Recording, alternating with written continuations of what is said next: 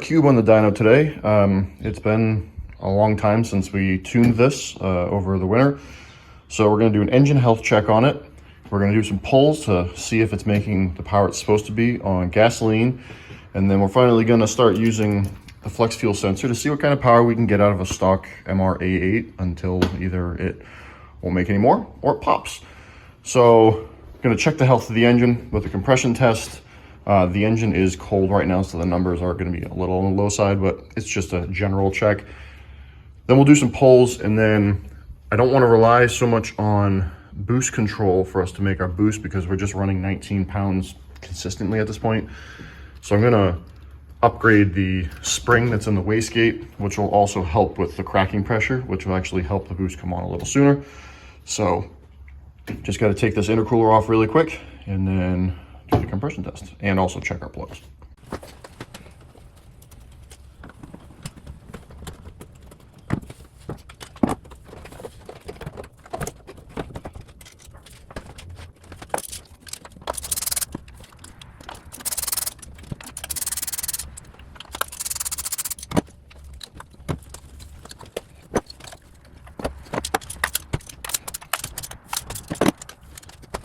So our plugs all look really good. The strap, the timing is pretty good. I mean, the timing mark on that is going to be from idling and putting around, but it's right in the middle. Gap is still really tiny. The only plug that reads a little different is cylinder 4. As you can see, the timing mark on the strap isn't as far down, but I'm not, this one's it, sorry. It's not as far down. So we'll see. Maybe it needs a new coil pack. Or maybe we'll find something with the compression test, which I'm gonna do next. Number 4. Oop, hold on.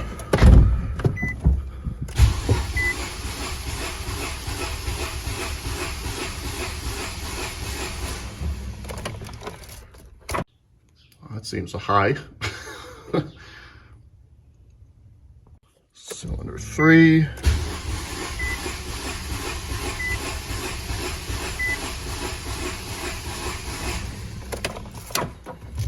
Four wasn't high. This is a higher compression engine than I'm used to working on. Okay, so that's good. Cylinder 2.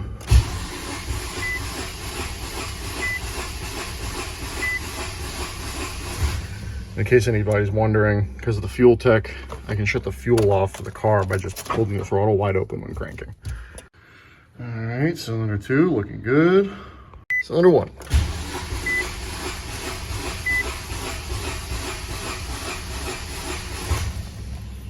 Cool, so technically speaking, cylinder 2 is the weakest by a couple PSI, but compression's good.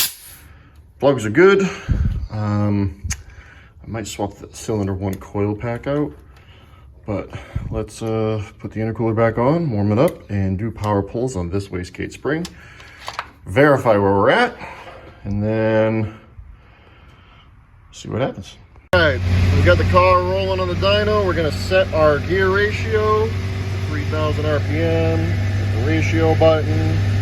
Yes, 44 miles an hour. About 44 miles an hour. Speedometers are always off a little bit. The RPM is more important. So get the car to warm up a little bit more. And we'll do a pull, check it with the last time it was on the dyno, and go from there. All right, here we go.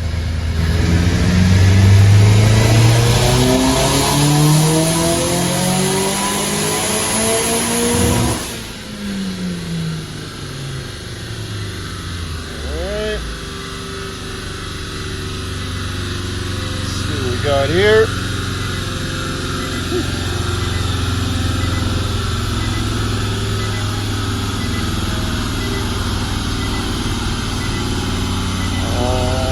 Temperatures might be wrong. Yeah, all right, so 59 degrees out with a humidity of 45. What are we at? We're at 256, I think I said.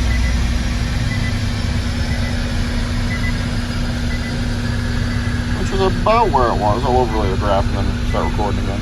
So we are down pretty much everywhere, but considering we tuned this car in the dead of winter, that is not all that surprising. So it is what it is. It's close enough. So again, check their settings. I did adjust the local barometer because that was wrong. I have a little temperature station that I have over on my table over there for the air temp and relative humidity, but I'm okay with that considering it is like, you know, 40 degrees warmer out than it was when we initially tuned this. So we're going to do a little bit of gasoline tuning to get that back up with it being this warm out.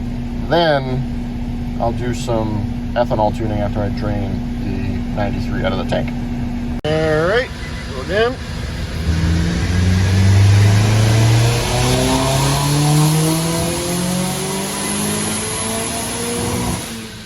We had a weird breakup issue right there, so I'll look at that, but put a degree of timing back in it, and we're already pretty much back at where it was when I tuned it over the winter.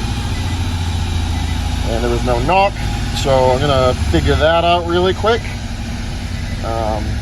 But I'm gonna leave that there for the gas tune, 273.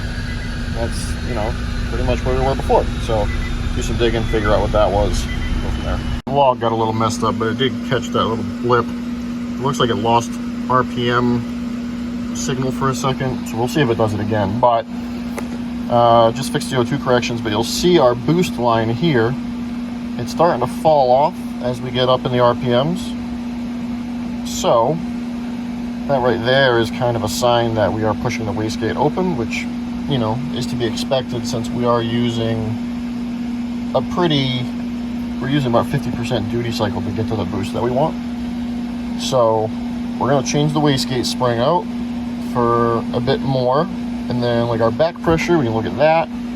Back pressure was great. We're basically at a 1-to-1, so at 19 psi with our boost pressures, you know, 16, 17. It's pretty close to a 1-to-1. So we're going to go ahead and change out the wastegate spring so that we can take some of the pressure off the boost control system, since we're going to run this boost around anyway. We'll check that tune on gasoline, and then once we verify that that's good, we will then take the gasoline out of the car, fill it with ethanol. I have an E70 blend set up for this. All right, so the wastegate spring that is in there now should be 17 to 18 psi, which is the closest I could get. So we've turned our boost controller off. Let the car warm up for another second, and then do another pull and see where it stands. There we go.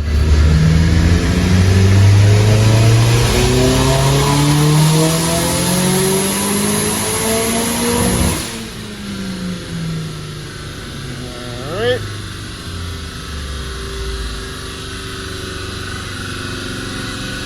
Oh yeah, alright, so it picked up power just from doing that. So that did 284. So let's compare that now to our previous run.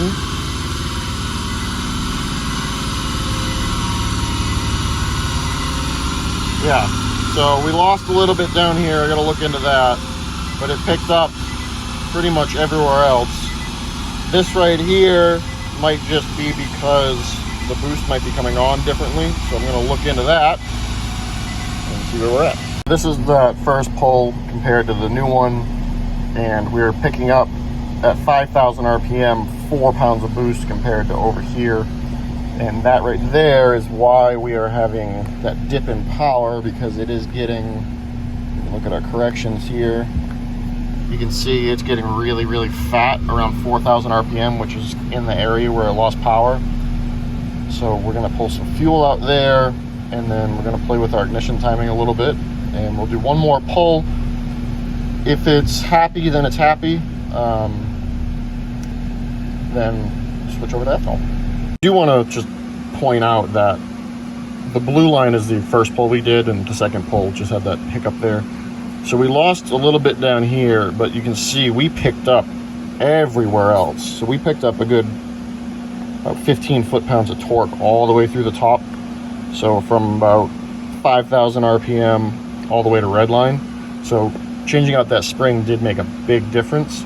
There's one more thing I'm actually going to try before we swap it out, and that is I'm going to put boost control down here to see if we can slow down the wastegate opening, because that also could cause that. I'm just having a hard time believing that it's VVT, since our VVT is set up for our peak boost being about here, or our peak boost being here, and we're not that far off. So I'm going to see if it spools up a little faster with a little bit of boost control. All right, so we put in a bunch of boost control in that mid-range. Let's see what happens.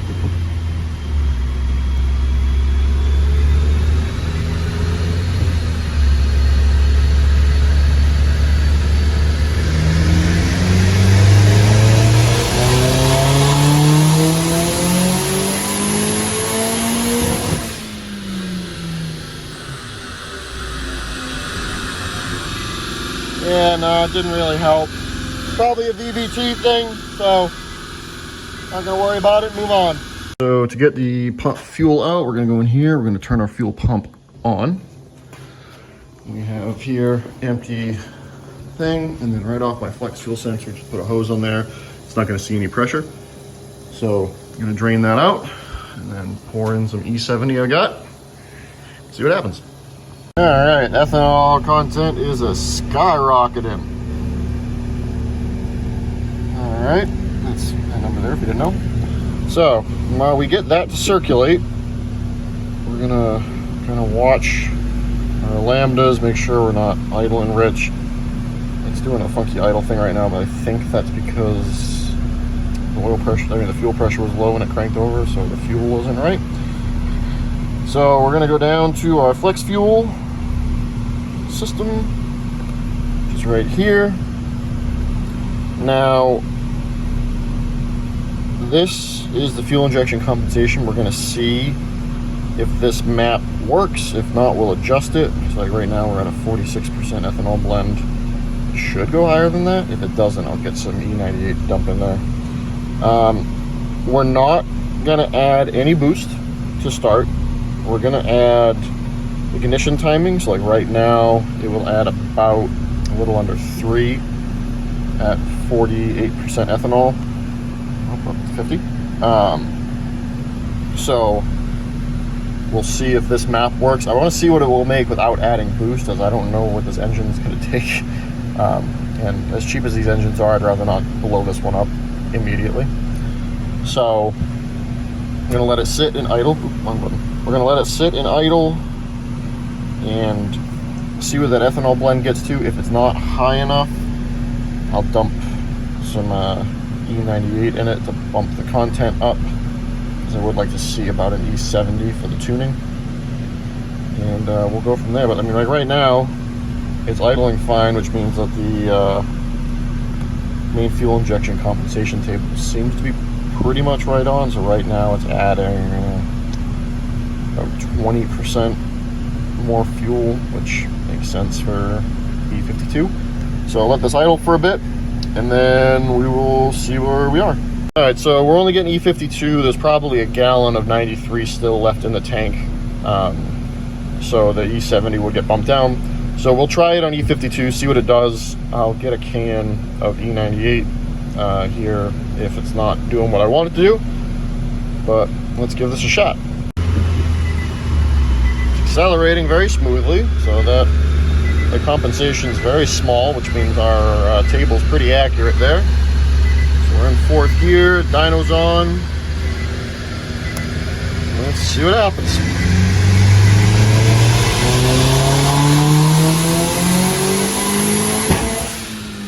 Woo!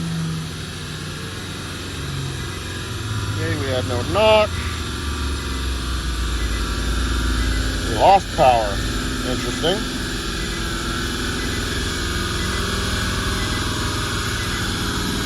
We lost a little power, but it would appear the turbo came on really lazy, so I gotta look into that. So we were picking up power. I must have blown off a coupler or something, because it didn't rev out all the way. So let me check under the hood and see if I can find anything. It did sound like a pop, it didn't sound like the rev limiter, so I'll see what I can find. Okay, so the issue wasn't in the engine bay. That pop was it lost RPM signal again. It's very weird. I've never had an RPM signal issue with this car. So we'll try again and see what happens. Our O2 corrections were all pretty well spot on, within about 2%, except for like right there. So we'll check that out. There's only so much adjustment you can do without having to touch the main fuel map, and I don't want to touch the main fuel map because that'll obviously affect how things operate. So we'll try again and see what it does, but it let off at 6,000-ish RPM, 6,500, sorry. So it was actually on a rip. So this is the previous graph. So it was gonna go. I'm gonna have it bump in a little bit more timing on the ethanol, just because it can take it, obviously. So we'll go a little bit more timing through here. So this 1.2, we'll make this say 1.6, and then this 3.3, we'll make it, let's say 3.7, and that's a degrees before top set dead center increase, and then we'll just do a smoothing out here, and we'll see how that does. Again, we're only at 50% ethanol, so we're not looking for a massive gain, but the car's not knocking, which means it can take more, and I don't want to add boost yet. So let's try that. Alright, so it's correcting a little bit more than I'd like, so we'll look into that, but let's do another pull, see what happens.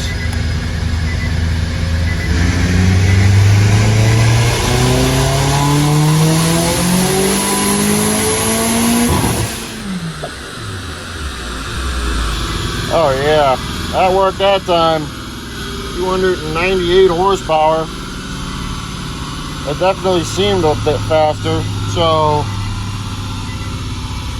yeah, that definitely picked up some. So let's save this. And now let's compare it to the gasoline pull. And it picked up almost everywhere, even down low, it picked up. So we can add a little bit more timing in there. Through the ethanol adjustment, that's fine. But it picked up everywhere without even touching the boost. Again, I don't really want to touch the boost until we're at like really high ethanol content.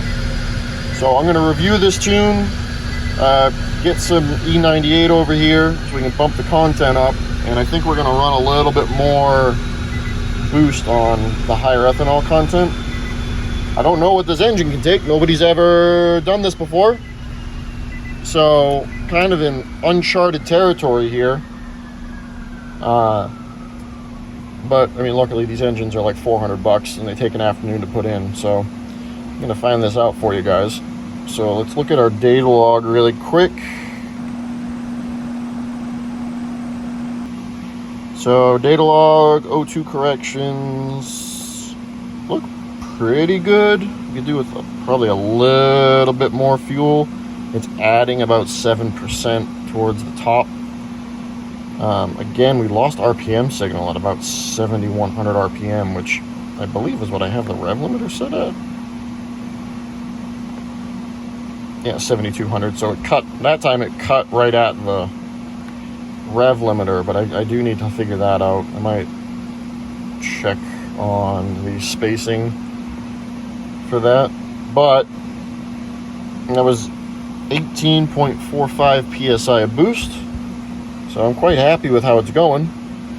So I'll have it add a little bit of fuel through here in the ethanol adjustment, and then I actually might bump the rev limiter up another couple hundred RPM. This does not have valve spring upgrades in it, so I'm not sure how far I can push that, but there's one way to find out. And then I'll get back to you guys once I get more ethanol in it. All right, so we got the ethanol content up to about 64%. It's gonna go up more as I do some pulls. I also, just to get everybody on the same page, I also went through and increased this duty cycle I put into spool of turbo out to about 5,000 RPM. I'm gonna see if that picks up the middle a little bit. And then for flex fuel, it's gonna increase by 10% currently, which I have a 5% in there as a base just so we can get a number. So it's not gonna add really any boost at this point, but I wanna be able to see if it starts affecting anything. So you can see that's hovering at like 65%. Of course, as soon as, yeah, there it goes. So we'll do another pull and we'll see where we land. When I do some drivability tuning, we'll take care of this running a little rich thing. You can also change the correction so it can adjust to 20, but let's do another pull.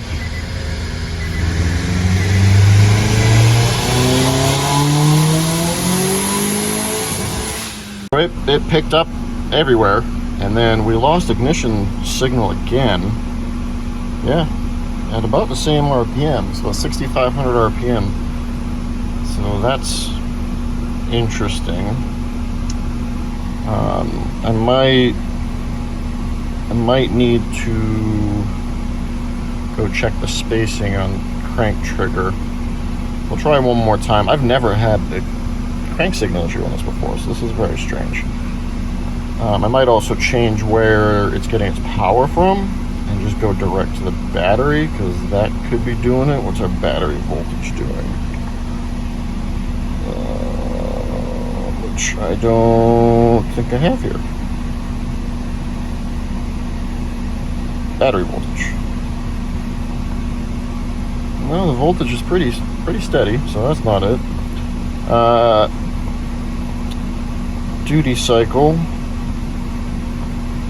We are at about 59-60% duty cycle on the injectors. We got plenty of injector left to keep going.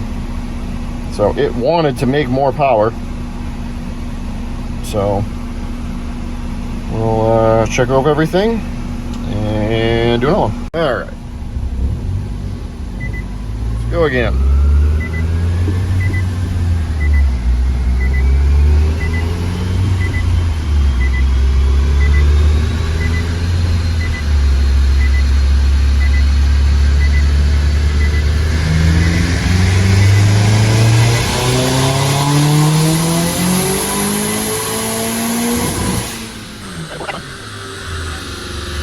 312 horsepower, holy crap.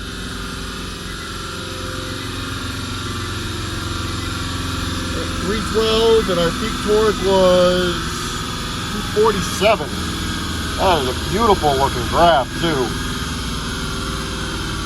Alright, so I went in and touched up the fuel a little bit, put a little bit more timing in at this ethanol content, but I think that's where I'm going to leave this tune. So 312 horsepower is pretty goddamn good. But now I want to turn the boost up and see what it does. So I'm going to go ahead and I'm going to turn the boost up, and I'm going to let the car sit for a minute.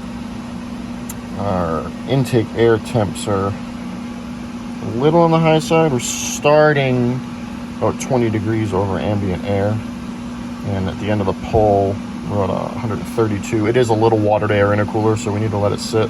But look at that boost curve, it's dead flat. It did lose ignition signal, RPM signal at the rev limiter. So while it's cooling down, I'm going to get under there and check the clearances, make sure there's nothing rattling around. Air fuel compensation, I mean, there's only so much I can do with the flex fuel map, so it's not horrible. So I kind of like that. Ignition timing, we're not running a whole lot for ethanol, so I'm good with that. Boost is sitting right at 18, so we'll save this and then open up a new tune file and put a couple pounds of boost in it and see what it does. All right, we turn the boost up, let's see what it does.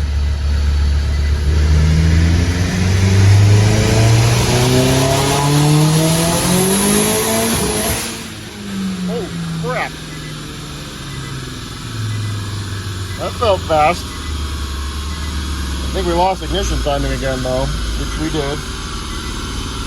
I gotta look into that, but holy crap, that thing was on a tear.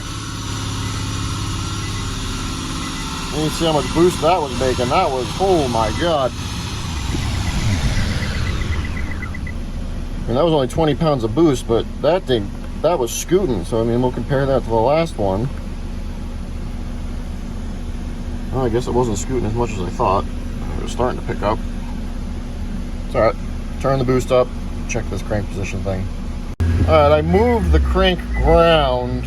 I had it grounding to the battery, but I have noticed on some of these fuel techs that it doesn't like too much when everything's grounded to the battery, even though that's what it says to do. So we moved it somewhere else. It's now grounded where I have the flex fuel sensor ground. It's not pretty, but it works. I also turned the boost up. So we are gonna give this a go and see what it does.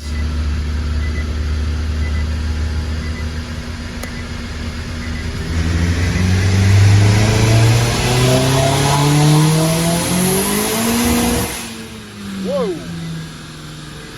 Might have slipped the clutch. Oh yeah. Pretty sure I slipped the clutch.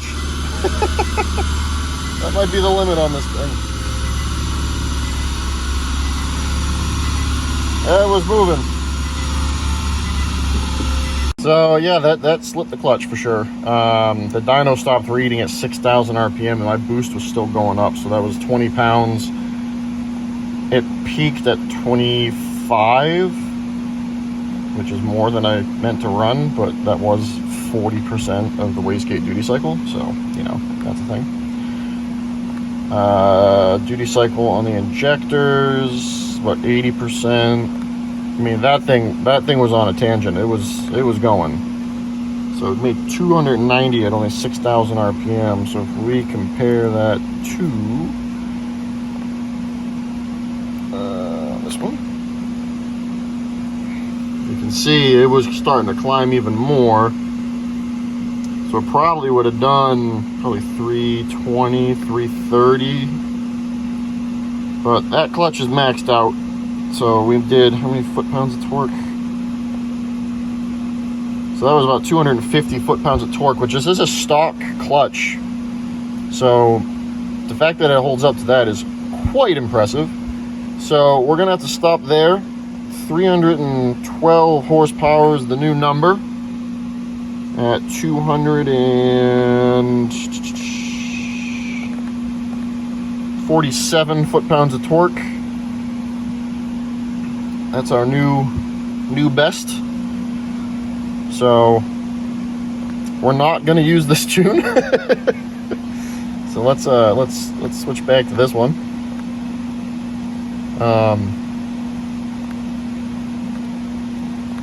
So we'll go drive it around to make sure that on ethanol the car drives okay, but that's that for that tuning session. So 312 horsepower. Just to compare, the gasoline tune finished about 280 is the thick line, thin line is the new. So we picked up all that with what is essentially 2 pounds of boost and 3, maybe 4 degrees of timing. So that's a noticeable increase. So it's almost 30 horsepower up top and almost 30 foot-pounds of torque. So that's a pretty substantial gain. And then in the mid-range, you know, we're talking 15 foot-pounds of torque-ish. So that's quite aggressive. Now, to put in perspective how this will feel driving, let's move this over to speed. Okay, so we got the speedometer here. So if we did a 4th gear pull on a racetrack, I mean, this thing's making its peak torque almost 70 miles an hour, all the way up to about 105. So you're gonna row through that pretty quick. Now for laughs, let's look at our drag car. Yeah, so just for giggles, this was a 550 horsepower pull we did. So in 4th gear, you'll you'll be catching in the cube, but when the cube has to go into fifth and it loses that torque gain, that's just gonna go. So just a funny comparison. Driving it on ethanol, just driving totally normal. It definitely has some more like on throttle kick. So data logging it right now, but like it picks up pretty good. So data log it and check it over, and that should be it on this thing until it needs a clutch. You know, it wouldn't be a test drive unless I was stuck in traffic.